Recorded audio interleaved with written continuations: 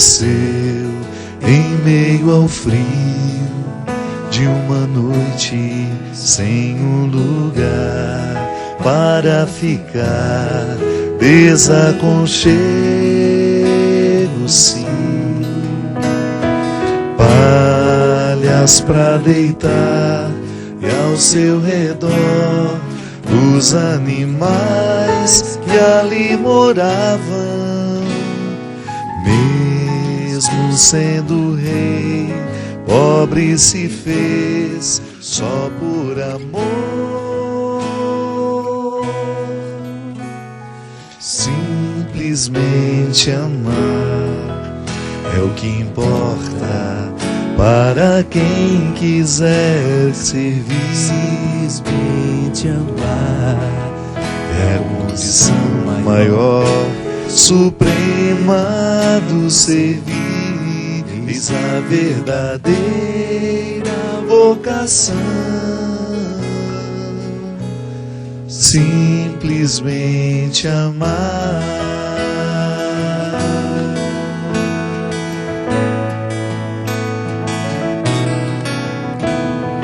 O amor cresceu em meio a nós e ao homem se igualou.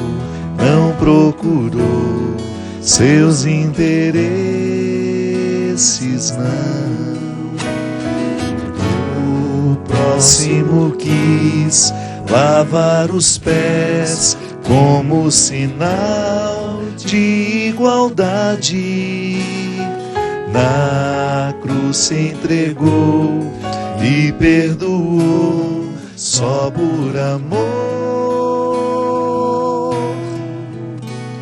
Simplesmente amar é o que importa para quem quiser servir. Simplesmente amar é a condição maior, suprema do servir. Eis a verdadeira vocação. Simplesmente amar.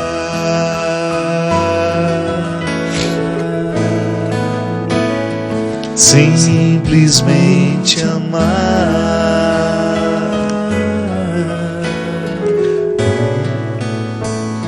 Simplesmente amar.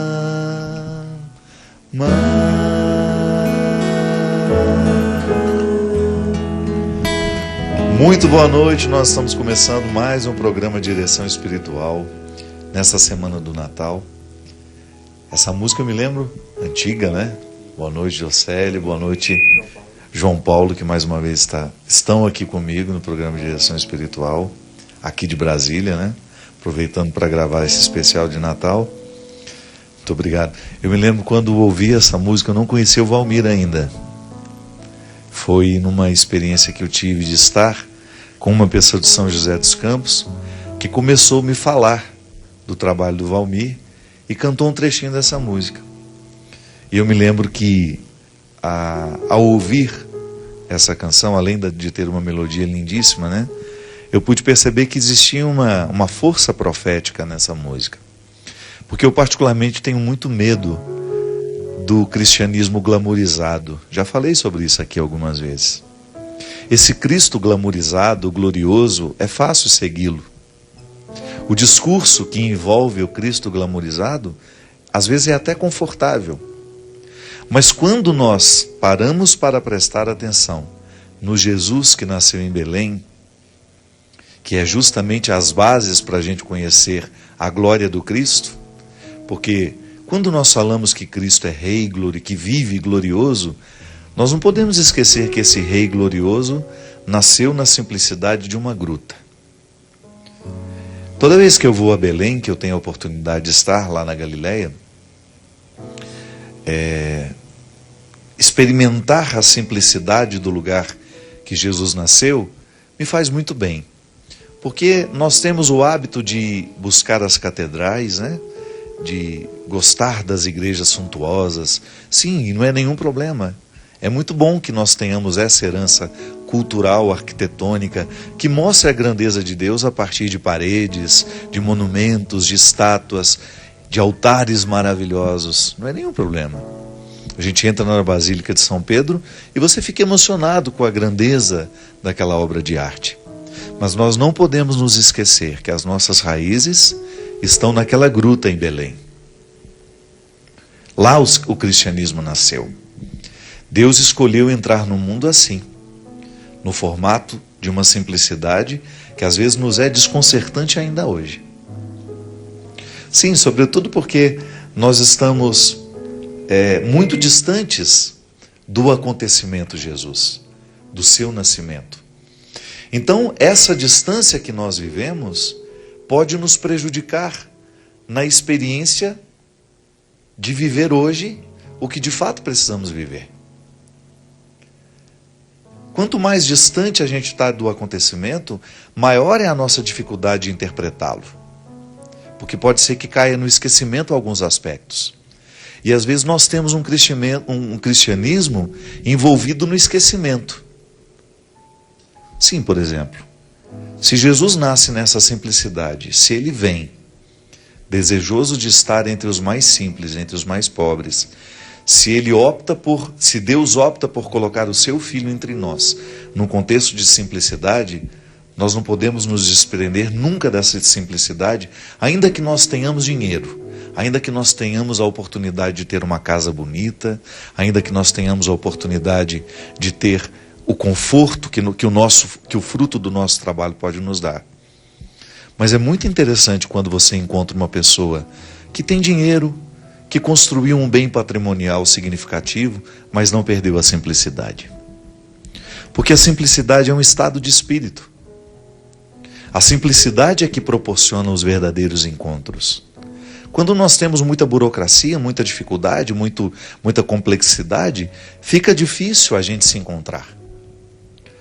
A simplicidade, ela facilita o encontro.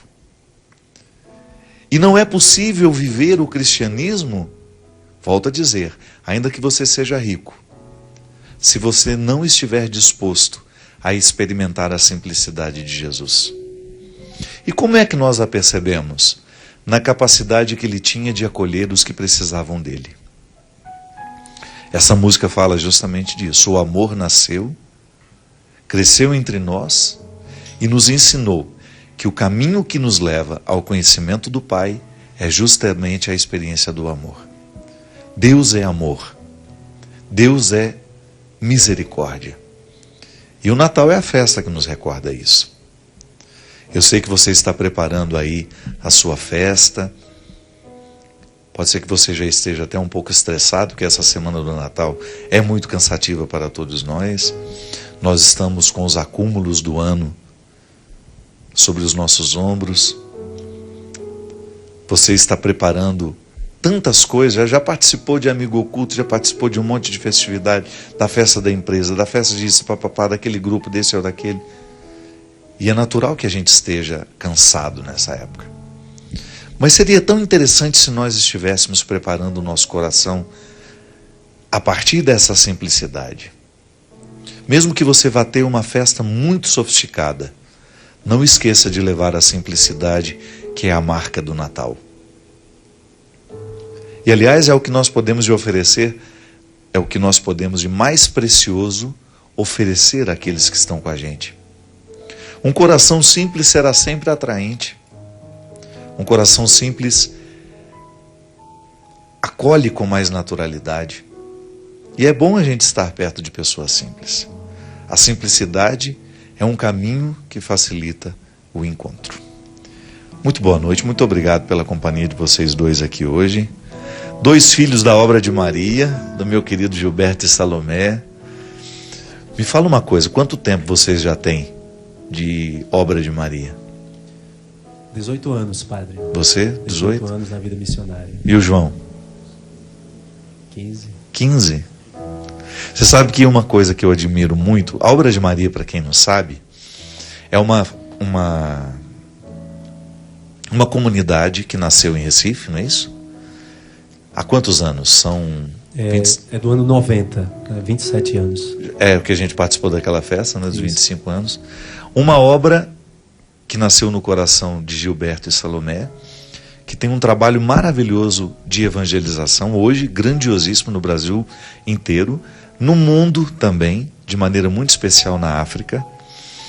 E essa comunidade que reuniu tantos jovens como o Jocélio, como o João, que agora já tem até sacerdotes também, né?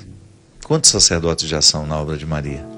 Padre, em torno de 30, só agora em janeiro serão mais 5 ordenados. Que maravilha, que maravilha. E a obra de Maria, que tem esse trabalho lindo pelo mundo afora, é a que organiza, em parceria com a comunidade Canção Nova, essas peregrinações que de vez em quando nós anunciamos aqui. E uma característica que eu percebi desde quando comecei a lidar com vocês é a simplicidade dos membros.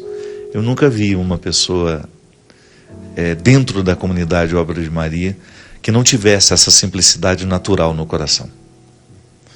Você sabe que para mim é um testemunho de vida, Kerlane, que essa menina tão preciosa que lá no interior do Mato Grosso vive a sua vocação, vive a sua entrega a Deus de maneira tão simples, né? Porque o que ela faz? Ela vive o dia a dia ao lado das pessoas que precisam dela. E essa característica, esse desafio de fazer o Natal acontecer na vida de tanta gente assim. Porque o Natal é essa dinâmica do ano todo, né? Eu não tenho como pensar o Natal somente na noite do dia 25. Eu visitei a Kerlane esse ano, lá em Corumbá, e ela me levou para a missão das que ela mais ama fazer, né, Padre? Que é evangelizar no presídio feminino e tem o presídio masculino, né? E ela me levou, passamos uma manhã inteira no presídio, evangelizando, rezando, todas aquelas pessoas fazendo uma experiência de Deus, de fé, chorando. É bonito porque, na verdade, nós que somos evangelizados, quando chegamos ali numa realidade daquela aí, eu achei tão forte, tão bonito também, porque a obra de Maria vai diante dessa necessidade de evangelização. Às vezes não tem pessoas que encaram essa...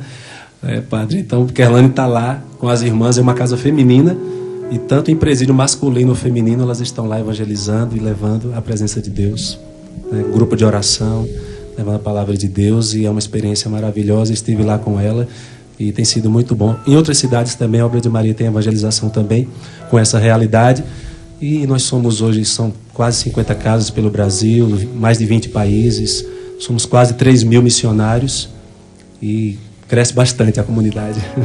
E quando a gente olha para o Gilberto, é um matuto, né? Meu Deus, como pôde essa criatura tão simples, como é que Deus pôde utilizar-se de forma tão grandiosa de um menino como o Gilberto, que ele é despretensioso e ao mesmo tempo tão audacioso, né? Porque ele tem essa simplicidade do Evangelho, mas ele também tem a ousadia. Isso aqui é interessante, porque às vezes quando nós falamos de simplicidade, dá a impressão de que nós estamos falando de um jeito de ser que não comporta a ousadia, e não é bem assim, né? A simplicidade como um caminho que facilita o encontro, mas a ousadia também como essa força que faz as coisas acontecerem. Gilberto, não conheço tanto a Salomé, mas sei que é uma mulher também muito ousada, de bastidores, né? A Salomé é mais da formação. Formação, da intercessão, acompanhando os filhos, nesse papel materno, espiritual. 3.000 filhos por aí. Já pensou? E rapaz, e eu fiquei sabendo que Gilberto era casado tem pouco tempo, você acredita? Deve ter uns 2 anos que eu soube. Foi lá em Jerusalém. Casado, tem 3 filhos. Fabiana me disse assim, a filha do Gilberto aí. Eu falei, como assim, gente? Ele não é celibatário? Eu achava a minha vida inteira que Gilberto era um homem celibatário. Mas você sabe que para mim, a experiência de ir para a África, eu estive 2 vezes em Angola.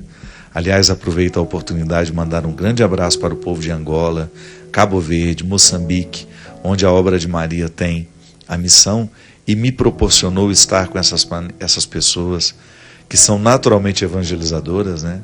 A simplicidade do povo africano, a beleza da alma africana me faz muito bem. Eu me lembro que quando eu estive na África, eu entendi Gilberto. E pude perceber como a opção do Gilberto tem de ser realmente radical. não é possível. Eu acho que todo mundo que tem a oportunidade de ver aquela simplicidade, desculpe-me, aquela carência em todos os aspectos. A África é um continente marcado pela carência, muito sofrido, existe muita dor ali. Para vocês terem ideia, a comunidade Obra de Maria está numa região do Moçambique que o Estado praticamente não dá assistência, né? Nenhuma assistência.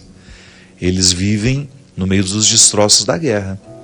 Eu nunca tive a oportunidade de estar lá, embora as peregrinações que nós fazemos sempre enviam recursos para essa obra maravilhosa lá, mas eu já soube que a carência, a pobreza nessa região de Moçambique é tão intensa que às vezes nos lugares bombardeados ainda continuam funcionando os hospitais, né? Por causa dos resultados da guerra civil que viveu. E na verdade o Moçambique ainda vive um clima bastante tenso, bastante difícil. Já esteve lá, Josélio, não? Em Moçambique não, eu estive em Angola, Cabo Verde também.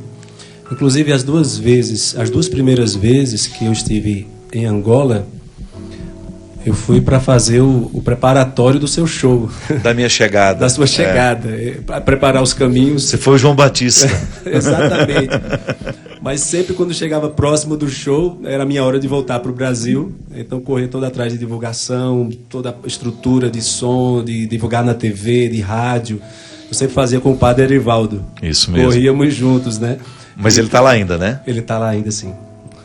E foi muito bom a experiência de estar lá em Angola. Fui lá esse ano também. As pessoas perguntavam, o Padre Fábio vai vir esse ano também? Porque sempre quando eu vou, eles esperam que o senhor vá depois. Eu já acho que você já está lá preparando o nosso... Mas esse ano não deu para o senhor ir. É mais um povo muito amável e a minha vida é ressignificada sempre que eu estou ali naquele lugar. A gente volta de lá diferente. Sim. Eu me lembro que, na minha experiência de estar lá, quando eu vi de perto uma realidade que a gente sabe que existe, mas quando você tem o contato, a experiência conta muito mais do que a informação, né? E eu me lembro que eu voltei com um desejo muito grande de ser diferente, sabe? De reorganizar as minhas prioridades. Angola mexeu comigo, mudou muita coisa na minha vida. Da mesma forma como eu fui extremamente tocado e modificado quando tive a oportunidade de estar na faixa de Gaza. Claro, são situações muito diferentes, né? Mas em Angola, o que me toca justamente é essa disposição para a vida em Deus. Como aquele povo é naturalmente religioso, né? E como essa religiosidade neles se desdobra na vida. Não é uma religião para apenas ser um lugar de cumprir preceitos, não. Não é só uma vida ritual. Aliás, a vida ritual lá é maravilhosa. Aquelas missas que demoram 3 horas e você acha, parece que durou 20 minutos. Tamanha a capacidade de envolvimento que o rito africano tem. Mas eu fiquei muito tocado em como Deus é natural neles.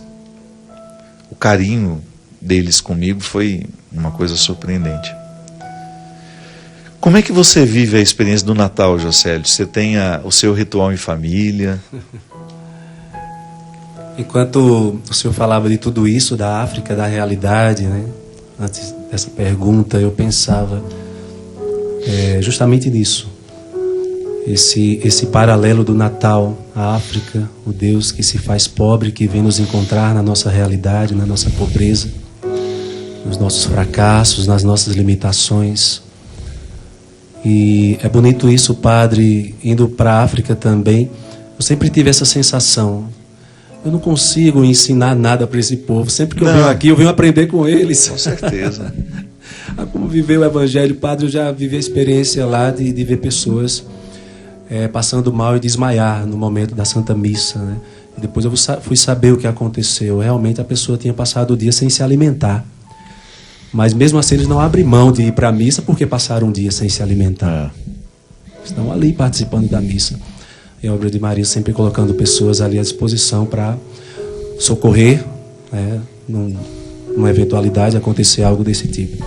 Mas é isso, e trazer essa experiência do Natal na nossa vida, em família, em comunidade, é muito bonito. Você vive o Natal na sua casa ou você vive na comunidade? Nós vivemos em comunidade e vivemos também em casa. Você tem quantos filhos? Eu sou casado, tenho 3 filhos. Tenho a Ana Beatriz, de 11 anos. Tenho a Aniele, de 6. E tenho o Nathaniel, de 2 anos. Casado com a Marciana, minha esposa, lindíssima. Beijo, tá me assistindo. E vivemos em casa, fazemos o nosso momento, nossa oração, nossa ceia. Mas estamos ali na estrutura da comunidade que o senhor conhece ali em Recife. Depois saímos todos e vamos nos encontrar para celebrar juntos, em comunidade, fraternidade, como irmãos. E ali nos encontramos também para celebrar. Você tem o seu festejo em casa e depois o festejo na comunidade. Isso. É bom que você fica cheio de compromisso de festa, né? Tem várias festas para participar. E a festa maior, a celebração, né, que todo mundo junto ali reunido. É muito bonito a experiência da vida em comunidade, padre. O crescimento, tudo que sou, tudo que aprendi. Porque sendo comunidade, sendo missionário, nós fazemos o que precisa ser feito. Então, na comunidade, em 18 anos de vida missionária, eu vou lembrando, né? Cuidar de casa de recuperação para dependentes químicos. Já cuidei de animais, em rádio, em TV, mas também já fui jardineiro. Né? Eu tive que fazer um curso de jardinagem para aprender a como cuidar das plantas. Então, de tantas coisas, de tantas realidades. E hoje eu olho e vejo, meu Deus, o que Deus fez comigo na vida missionária. Como nós aprendemos, mas com a necessidade de evangelizar. Que para mim esse evangelizar é o quê? É dar qualidade de vida a quem está do meu lado. Isso é evangelização. Com certeza. Então, fazendo isso, Deus vai preparando a nossa vida e vamos crescendo nessa realidade de servir ao próximo. E você falou uma coisa que é realmente muito verdadeira. Quando nós vivemos em comunidade, nós acabamos tendo a oportunidade de descobrir dentro de nós alguns aspectos da nossa personalidade que, se não fosse a comunidade, a gente não descobriria, né? Porque nós somos desafiados o tempo todo. Aí, de repente, você é colocado num lugar para um serviço que você não tem aptidão e você tem que corresponder. Porque é muito fácil a gente dar o que a gente já sabe. Agora, quando você precisa construir um conhecimento para depois oferecê-lo, isso é muito desafiador. E às vezes nós não temos o tempo de criar o bastidor para você aprender para oferecer. Não, você aprende na prática. Eu me lembro que na minha experiência de vida comunitária, porque eu fui religioso durante 25 anos quase, desde o momento que eu fiz os primeiros votos dentro da congregação do Sagrado Coração de Jesus, até o momento em que eu desisti da vida religiosa e fiquei apenas padre secular. Mas eu me lembro que eu, como seminarista, em Lavras eu era um pouco protegido pelo padre Maurício, que já observava em mim as aptidões para a literatura, para uma vida mais intelectual. Então eu tinha os meus trabalhos na roça, lá na horta, no jardim, mas ele me preservava um pouco e deixava eu fazer um pouco do que eu gostava, que era cuidar da biblioteca. Então eu fui bibliotecário durante 2 anos. Um ano eu trabalhei no jardim e na horta. Fui um péssimo agricultor, mas de qualquer maneira eu fui. Mas o meu maior desafio eu experimentei na filosofia. Quando eu cheguei, e aí, claro, já tinha passado pelo crivo do noviciado, primeiro do postulantado e do noviciado, e não tinha essa história. Eu não tenho aptidão para isso. Não. Todo mundo trabalhava no serviço pesado diário. Nós tínhamos, de fato, o serviço. No noviciado, eu me lembro, quase que umas 4 horas por dia mesmo de trabalho pesado. A gente jovem não estava acostumado com aquilo, né? Você tinha no seminário 2 horas de trabalho, mas de repente você está lá no meio. Eu nunca tinha usado uma foice na minha vida. Os meus colegas ao redor, todos correndo o risco de perderem as pernas, porque eu estava roçando muito próximo ali, mas eu nunca tinha pegado uma foice na vida. E eu me lembro que o meu grande desafio foi em Brusque, quando as funções vão sendo distribuídas e ninguém pergunta se você quer ou não. Vão sendo distribuídas e de repente eu fiquei como lenhador. Você já imaginou isso? Aí lá vou eu tentar aprender a mexer com machado. E o que é pior, são 2 só. Eu não tenho como deixar, era eu e Joaquim. Eu não tinha como deixar o meu serviço para ele. Eu tinha que trabalhar junto com ele. Então, todos os dias a gente rachava a lenha, os nossos fogões eram todos a lenha. Então, rachava aquela lenha, partia e fazia esses dentro daquele formato que já ia para o fogão, naquele tamanho certo. Aí todo dia de manhã, antes de todo mundo levantar, eu já tinha que levantar mais cedo para ir buscar lenha, para deixar a lenha na cozinha, para ser feito o café da manhã. E isso tinha que trazer lenha toda hora que as cozinheiras precisavam. Então eu me lembro que foi, na minha vida, um dos maiores desafios que eu enfrentei. Aquele ano inteiro que eu trabalhei na lenha, porque não tinha nada a ver comigo, absolutamente nada a ver comigo. Era um trabalho que eu jamais escolheria fazer. E porque eu estava dentro de uma comunidade, eu acabei tendo de criar dentro de mim uma disposição para realizar aquela função. E é interessante, Jocélio, que a gente não sabe o que uma atitude externa, um trabalho externo, repercute dentro de nós, né? Quantas coisas dentro no nosso caráter, na formação da nossa personalidade, são positivamente modificadas porque a gente aceitou o desafio.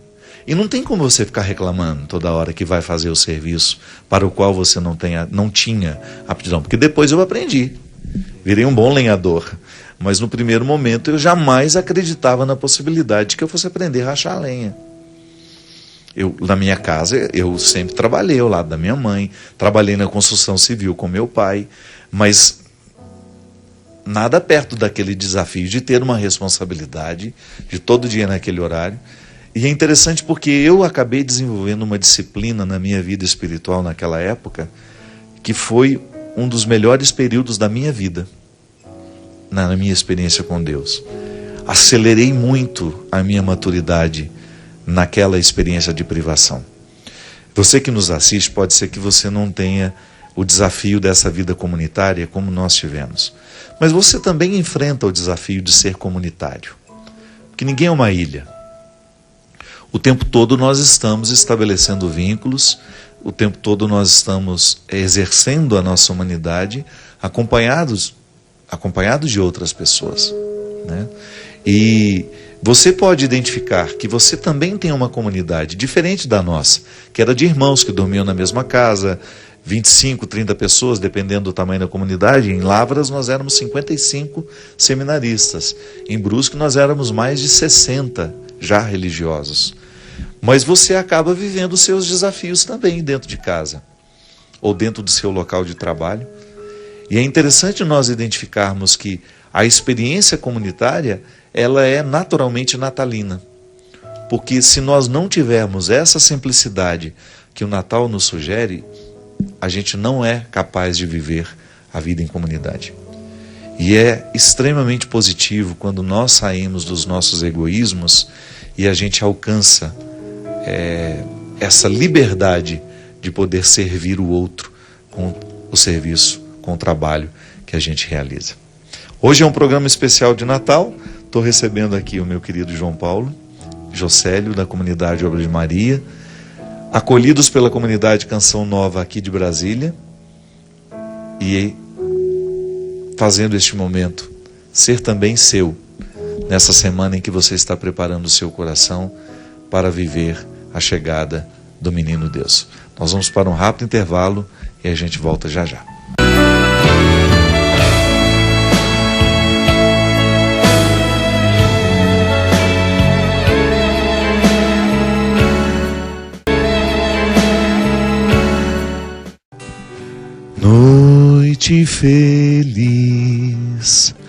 Noite feliz, ó Senhor, Deus de amor, pobrezinho nasceu em Belém. Eis na Lapa Jesus, nosso bem. Dorme em paz, ó Jesus, dorme em paz, ó Jesus. Noite feliz, noite feliz, ó Jesus, Deus da luz. Quão afável é o teu coração, que quiseste fazer nosso irmão, e a nós todos salvar, e a nós todos salvar. Noite feliz, noite feliz, eis que no ar vem cantar aos pastores os anjos do céu, anunciando a chegada de Deus, de Jesus Salvador, de Jesus Salvador. Naqueles dias saiu um decreto do imperador Augusto, mandando fazer o recenseamento de toda a terra. O primeiro recenseamento feito quando Quirino era governador da Síria. Todos iam registrar-se, cada um em sua cidade. Também José, que era da família e da descendência de Davi, subiu da cidade de Nazaré, na Galileia, à cidade de Davi, chamada Belém, na Judéia, para registrar-se com Maria, sua esposa, que estava grávida. Quando estavam ali, chegou o tempo do parto, e ela deu à luz o seu filho primogênito. Envolveu-o em faixas e deitou-o numa manjedoura, porque não havia lugar para eles na hospedaria. Corrigi aqui, né? Eu falei que Jesus nasceu na Galileia, não na Judéia. É judeu, nascido na Judéia. Você, quantas vezes já foi para a Terra Santa, José? Já estive lá 8 vezes, padre. 8 vezes na Terra Santa, todas em peregrinação. Sempre quando estou lá, é o estudo bíblico, né? É a oportunidade de ver, né, os acontecimentos dessas cenas, é muito especial, né? Fantástico. Verdadeiramente, como Bento XVI chamava o quinto evangelho.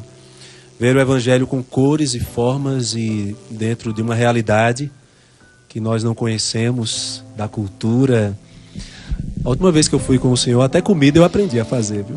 É mesmo? Por quê? Na casa da Selma, eu fiquei lá alguns dias. Você ficou na casa dela depois, né? Selma era a nossa guia, que tão brilhantemente nos apresenta a Terra Santa, né?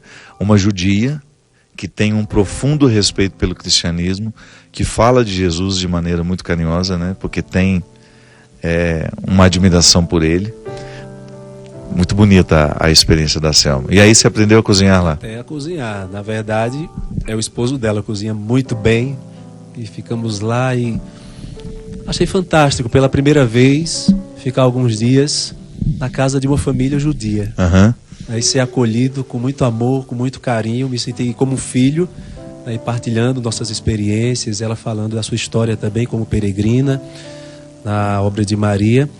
E tem sido muito rica a experiência, sempre na Terra Santa aprendo muito. Tenho um sonho de fazer um estudo bíblico lá mesmo, eu também tenho, né, padre? Conhecer bem. A Selma disse que quando ela faz a reciclagem, todos os anos fazem os guias, ela disse que só no Santo Sepulcro tem que passar quase uma semana estudando tudo que existe ali.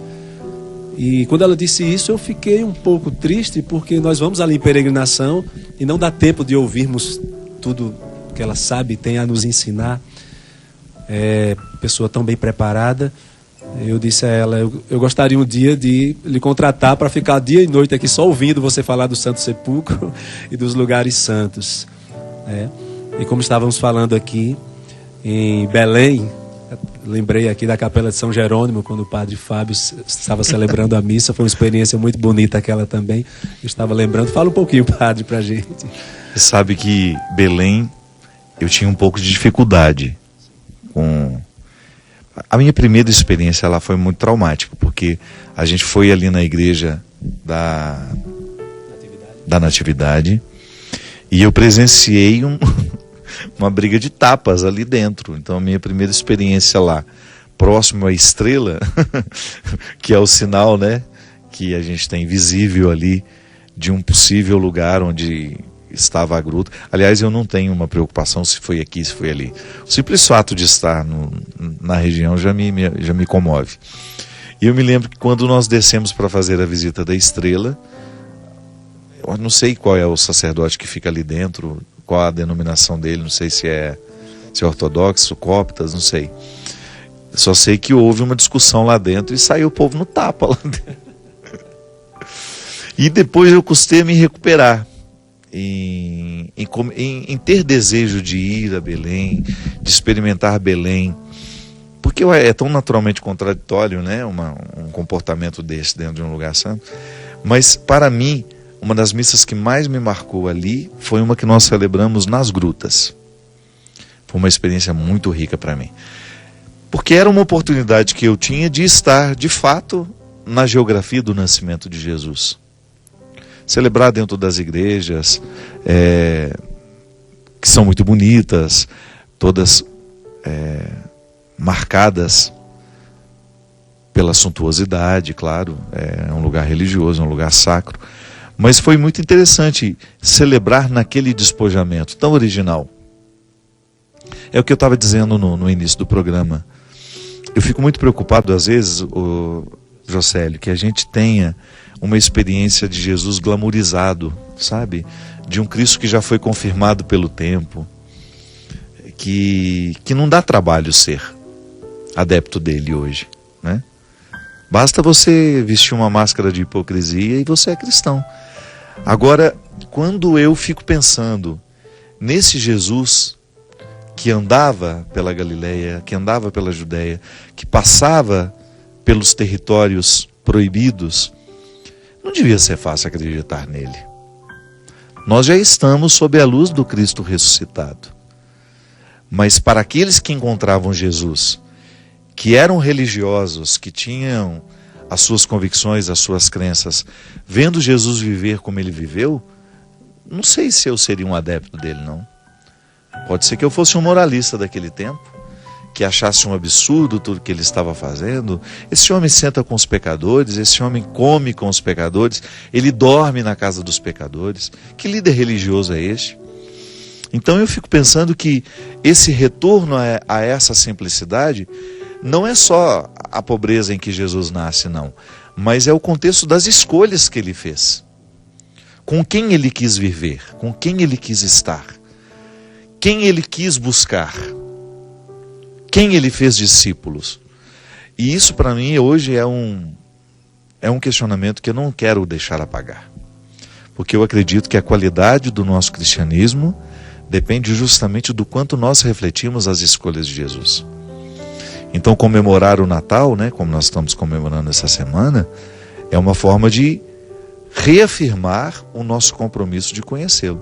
Então este movimento interior que você sentiu, de querer estudar, de querer estar lá, é o que mais nos proporciona um encontro com Jesus real. A experiência que nós fazemos de Jesus, quando bem estudada, quando bem fundamentada, não nos deixa equívocos. Você será colocado diante de um mestre daquela época que foi muito controverso. Muito controverso. E pode ser que se nós retirássemos essa glória que ele já tem pela confirmação histórica de tudo o que aconteceu, ele é filho de Deus e nós cremos nisso, pode ser que nós tivéssemos dificuldade de olhar para ele, de querer estar perto dele. E é interessante porque a experiência do Natal é para nós um recordar litúrgico de que esse menino nasceu naquelas condições, viveu, cresceu e morreu por causa das escolhas que ele fez. Então hoje eu também sinto esse mesmo desejo que você.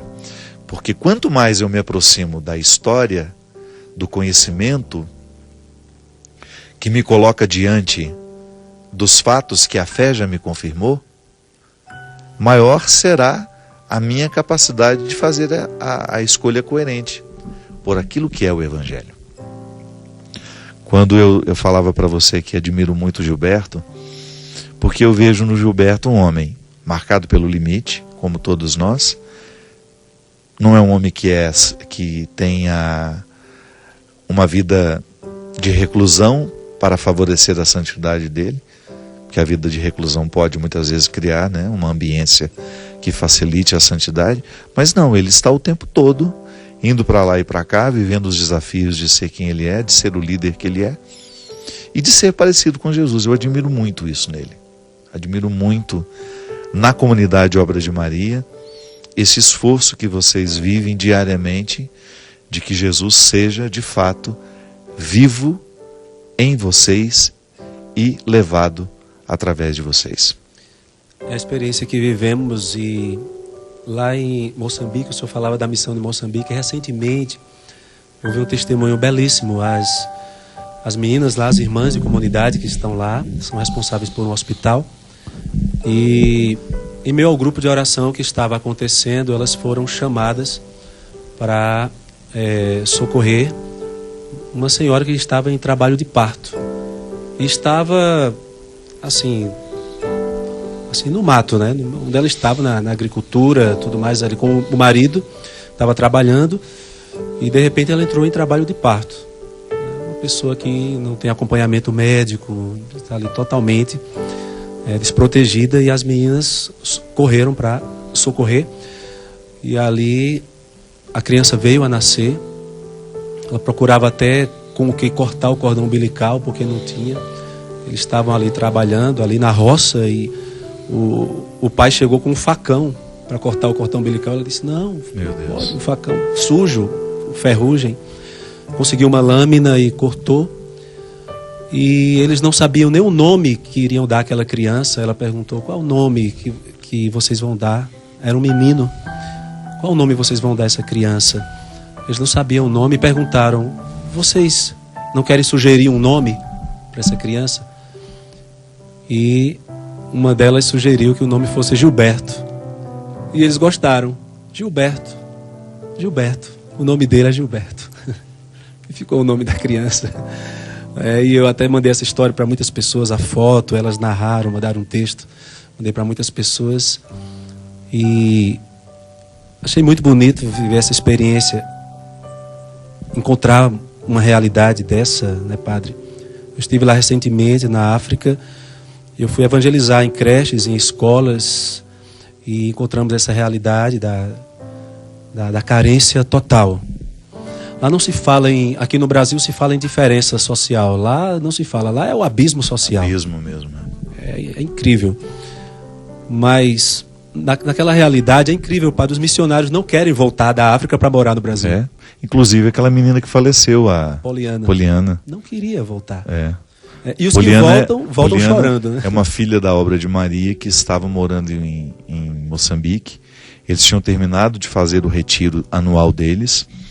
E aí foram tomar um banho de mar. E Poliana se afogou, né? E infelizmente faleceu. Um sofrimento muito grande para a família. Eu me lembro da angústia do Gilberto. Eu estava com ele lá. Na verdade, me encontrei com ele, né? Acho que nós estávamos na Terra Santa para o encontro de Pentecostes, não foi? Sim. E eu me lembro que as meninas falaram isso, que um dos grandes testemunhos dela era justamente este: eu quero morrer aqui. Sim. Eu quero viver aqui. Porque eu acredito, Jocélio, que uma pessoa que já tenha essa vocação, a vida missionária, quando ela passa a conviver com pessoas que de fato precisam dela, não tem como você querer voltar. Igual o médico. O médico só tem sentido quando ele percebe que a medicina dele faz viver. quando ele percebe que existem pessoas que precisam dele. O missionário vive assim, a vocação missionária, ela é renovada à medida em que você vai encontrar os que precisam de você. Você sabe que eu vivi uma experiência de muito renovo espiritual durante o Osana Brasil. Eu me lembro que fui para lá para presidir a Eucaristia, o encerramento, né? E eu, bastante cansado que eu estava, ia começar um retiro já na segunda-feira, então fui muito desanimado. E eu me lembro que quando eu entrei para começar a celebração, foi como se aquele cansaço tivesse sido retirado com a mão, sabe? E de repente eu me olhei naquele altar, percebi aquela ambiência que esperava por mim, pelos meus gestos sacerdotais, pela minha palavra sacerdotal, pela oportunidade de exercer ali para aquelas pessoas tudo isso. E eu, sabe quando você... Gente, eu nasci para isso. Não por ser uma multidão, não. É que aquela multidão olhava para mim de um jeito que confirmava: Padre, esse é o seu lugar, esse é o seu trabalho, e nós precisamos do Senhor aí. Foi um presente de Deus para mim. Para mim foi um presente de Natal, a oportunidade de viver aquele momento que confirmava justamente a minha vocação. Porque às vezes você pode ter a vocação, mas se você não vai para o campo que confirma essa vocação, você se perde, você se esquece dela. E eu acredito que essa experiência missionária que vocês vivem, de repente de estarem em Moçambique, um lugar de muita necessidade. Eu sei que lá vocês atendem algumas comunidades, que às vezes é uma refeição a cada 2 dias. E não é uma refeição como nós imaginamos. É uma pasta de mandioca cozida, como se fosse um angu, como a gente chama aqui no Brasil. E lá em Minas Gerais é aquele grude que a gente fazia para fazer papagaio, sabe? Pipa, para colar o papel de seda. Aquele é o alimento das pessoas em Moçambique. Nessa região que os nossos olhos não alcançam, mas que o nosso entendimento, o nosso conhecimento, nos permite saber que existe. Então, o missionário, quando ele está no lugar que ele percebe que ele pode levar não só uma ajuda material, como a obra de Maria faz, mas sobretudo um amparo espiritual para ajudar a viver isso. Aí a gente se realiza muito. E pensar, mas eles estão lá, eles comem todos os dias. Não. Eu sei que os missionários também vivem restrições, né?